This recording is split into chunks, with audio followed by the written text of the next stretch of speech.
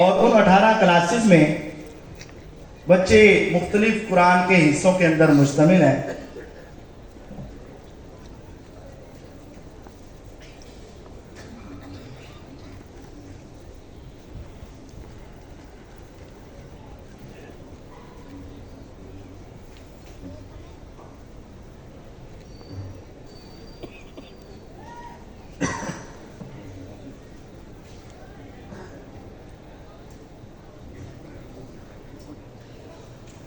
ہمارے ہاں جو حفظ کا نظام ہے اس کا امتحان ہم اس طرح لیتے ہیں، چونکہ ہر کلاس میں بچے کوئی 5 پارے پر ہے، کوئی 10 پارے پر ہے، کوئی 15 پارے پر ہے، کوئی 20 پارے پر ہے.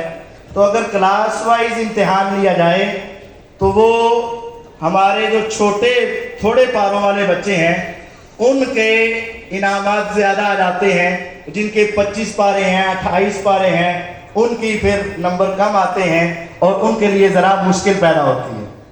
تو ہم نے ایک بڑا اچھا انتظام کیا اور اس میں ہمارا بڑا فائدہ بھی ہوا. 18 کلاسیں ہیں، اگر اس میں 3 پوزیشنیں ہوتی تو کتنے نام بنتے؟ 18 تھے یا 54. تو ہم نے انعام بھی بچا لیے اور ہم نے طریقہ بھی اچھا کر لیا. وہ طریقہ کار کیا ہے کہ پورے مدرسے میں جتنے بچے 5 پارے سے کم ہیں یا 5 پارے ہیں، اہلاً سہلاً مرحبا،